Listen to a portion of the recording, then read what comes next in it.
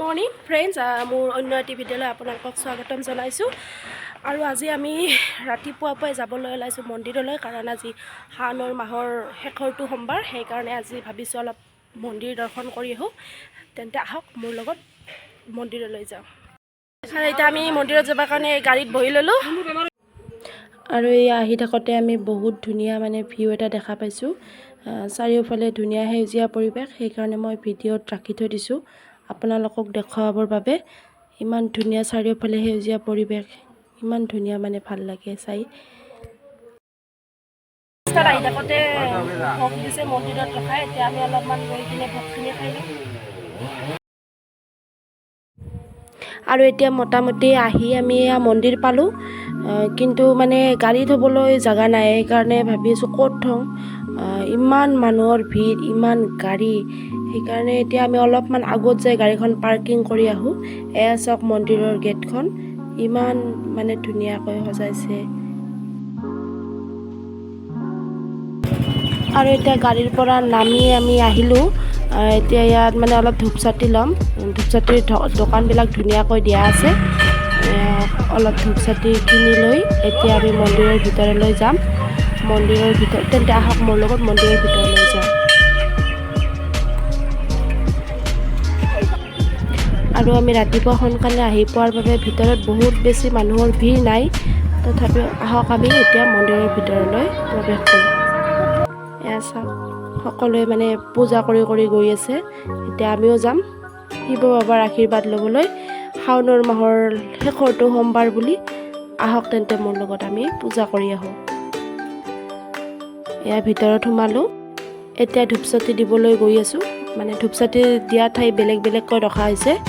এয়া অলপমান পূজা কৰি লওঁ ভগৱানক। আৰু পূজা কৰি লৈ উঠি মই আপোনালোকক গছপাতৰ বিষয়ে অলপমান ক'ম।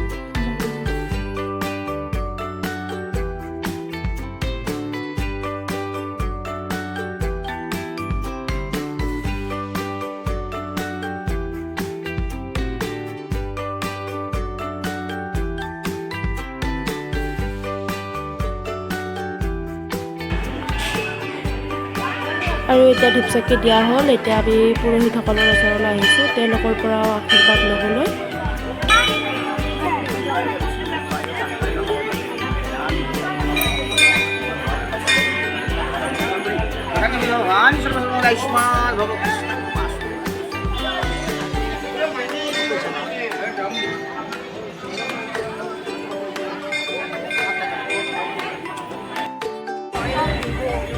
আৰু এতিয়া আমি পুৰোহিতৰ পৰা আশীৰ্বাদ লৈ আহি এয়া প্ৰসাদ ল'বলৈ ৰৈ আছোঁ। প্ৰসাদত মানুহৰ অলপমান ভিৰ আছে, সেইকাৰণে অলপ দেৰি হ'ল। এয়া প্ৰসাদ লৈ ল'লোঁ।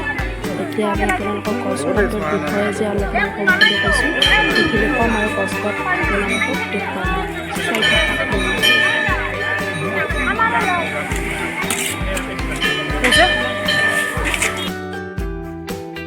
আৰু এতিয়া আমি প্ৰসাদ লৈ আহি গছডালৰ তলত আহি গ'লোঁ। গছডালৰ তলত চাওক, ইমান ধুনীয়া পৰিৱেশ, ইমান শান্তি লাগে গছডালৰ তলত আহি। আৰু এই গছডাল হ'ল এছিয়াৰ দ্বিতীয় বৃহত্তম গছ। গছপাতৰ নাম হ'ল বটগছ। আৰু এয়া চাওক, আগতে ভিতৰত সোমাব দিয়া আছিল, কিন্তু এতিয়া নিদিয়ে। মানুহৰ বহুত ভিৰ হয় কাৰণে চাগে ভিতৰত সোমাব নিদিয়ে। তথাপিও আপোনালোকক মই দেখুৱাবলৈ চেষ্টা কৰিম। মানুহ বহুত ভিৰ হৈছে। আজি শাওণৰ মাহৰ শেষৰ সোমবাৰ বুলি। তথাপিও আহকচোন কিমানখিনি দেখুৱাব পাৰোঁ আপোনালোকক। আৰু গছপাতৰ বিষয়ে এইখিনিয়ে মই যিমানখিনি পাৰোঁ আপোনালোকক ক'বলৈ চেষ্টা কৰিছোঁ। এতিয়া আমি যাবৰ হ'ল। আৰু এয়া মন্দিৰত যিবিলাকে প্ৰসাদ লৈ আহে, তেওঁলোকৰ প্ৰসাদবিলাক ইয়াত এনেকৈ ৰাখি পিছত বিতৰণ কৰি দিয়া হয়। আৰু এতিয়া আমি মন্দিৰৰ পৰাই যাব লাগিব, কাৰণ বেছি সময় নাৰাখোঁ, কাৰণ গাড়ীখন উলিয়াব দিগদাৰ হ'ব। আৰু মোৰ আজিৰ ভিডিঅ'টিত এইখিনিয়ে। আপোনালোকে যদি মোৰ ভিডিঅ'টো ভাল লাগে, প্লিজ ছাবস্ক্ৰাইব, লাইক আৰু শ্বেয়াৰ কৰি দিব। ধন্যবাদ। আৰু শেষত যেন শিৱ বাবাই সকলোৰে মংগল কৰে, তাৰে কামনাৰে ওম নমঃ শিৱায়। আৰু এতিয়া মই ঘৰমুৱা হ'ম।